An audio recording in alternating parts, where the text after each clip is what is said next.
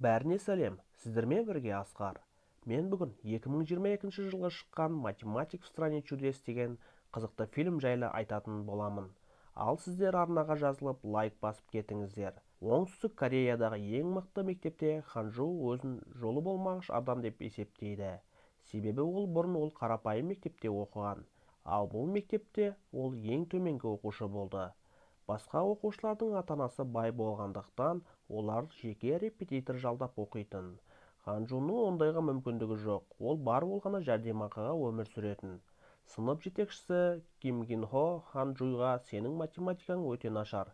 Бұлай сен университетке түсе алмайсың. Сен қарапайым мектепке ауыс дейді.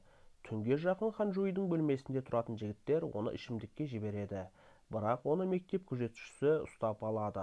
Оны таңертең сынып жетекшісі ішімдікпен ұсталып қалған Ханжуйды бір айға мектептен қуып жібереді.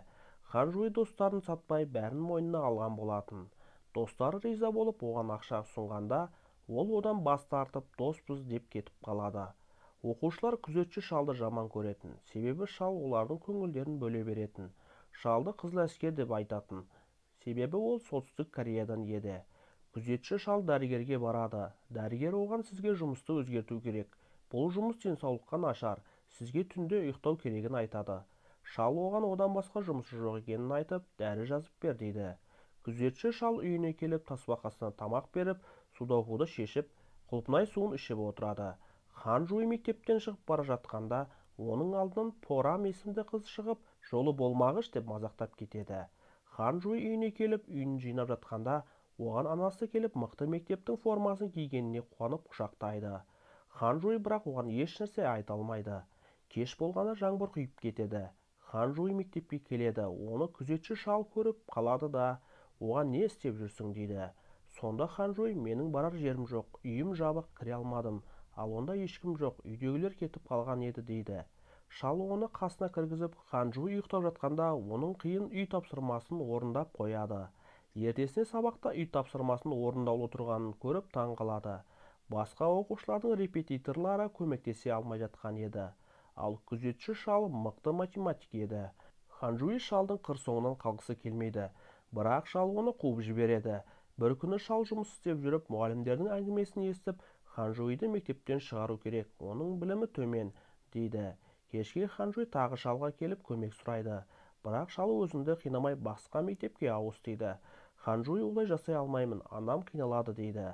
Сонда шал оған келіседі, бірақ көп еңбек етіп оқу керегін айтады. Содан шал мен Ханжуй оқуды бастайды. Шал оған 3 шартты қояды. Біріншісі, бұл оқытқанымды ешкім білмеу керек.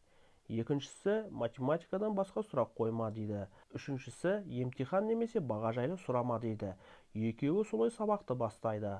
Ханжуй күзетшінің бөлмесінде ұйықтауын сұрайды. Ертесіне мектепте мұғалім оқушыларға соңғы емтиханның орнына Пифагор конкурсы болады. Кімде-кім жақсы нәтиже көрсетсе, сол университетке қабылданады, дейді. Оқушылар мазасызданады, себебі оған 2 ай қалған еді.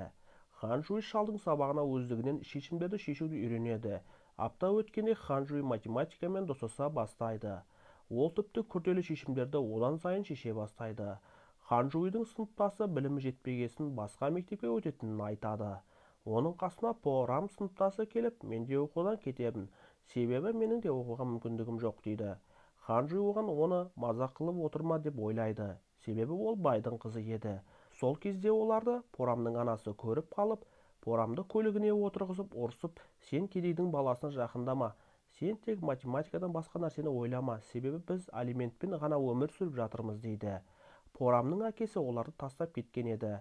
Ханжуй шалға келіп, мен басқа мектепке ауыссам қайтеді дейді.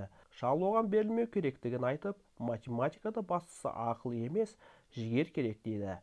Ол мектепте Ханжуйдан Порам кешірім сұрап, құлпынай шынының үстеліне қалдырып кетеді. Түнге қарай Ханжуй шалға келіп оқып жатқанда, Порам оны аңдып келіп, үстілеріне тап болады да, шалға оған мені де оқыт дейді. Шал оған тек ешкімге айтпасаңдар болды дейді. Ханжуй шалдан неге математикамен айналыстыңыз дейді. Ол осылай өз жанұясын асырағаны жайлы, математиканы қалай қатты жақсы көріп кеткені жайлы айтады. Ертесіне мектепте мұғалім бір тапсырманы қате түсіндіріп жатқанын Ханжуй біліп қалып, оны түзетеді. Оған намыстанған мұғалім оны сабақтан қуып жібереді. Сабақтан соң мұғалім Ханжуйге ұрсады, бірақ Ханжуй мектептен кетпейтінін айтып кетіп қалады. Пифагор конкурсы күні келеді. Ханжуй шешімдерді шеше бастайды, бірақ Порам ашуланып параққа ешнәрсе жазбай конкурстан кетіп қалады. Бұны естіген анасы Порамды үйіне қамап тастайды. Кешке жақын шал мен Ханжуй концертке келеді, бірақ Порам келмей қояды. Себебі билетті алып концертке шақырған Порам еді. Шал тірі дауысты алғаш естіп, көзіне жас алады. Концерттен соң шал Ханжуйды тамаққа шақырады. Ертесіне Пифагор конкурсының жауабын интернетке салып жіберген еді. Білім министрлігі бұған жауапты болған Ханжуйдың мұғалімін кінәлайды. Шал мен Ханжуй кітапханаға барғанда шалды бір кісі танып қалады. Ол да солтүстік Кореядан еді. Әлгі кісі шалды математика профессоры деп, одан қалай оқығанын айтып, Ханжуйды балаңыз ба дейді. Шал кітапханадан тез шығып үйіне барып баласын есіне алады. Баласы құлпынай суын жақсы көріп, тасбақаны баққанды ұнататын. Келесі күні Ханжуй телевизордан профессор О деген кісі, ол бала кезінде олимпиадада Хаксон, яғни ол күзетші шал, екеуі гипотеза Римонанын дәлелдегенін айтады. Күзетші шал және профессор Оға бала кездерінде атақты математиктен қаламсап алған болады. Ханжуй Хаксон шалдан келіп гипотеза Риман жайлы сұрайды. Сол кезде шал ашуланып, ол туралы ешнәрсе сұрамауын айтады.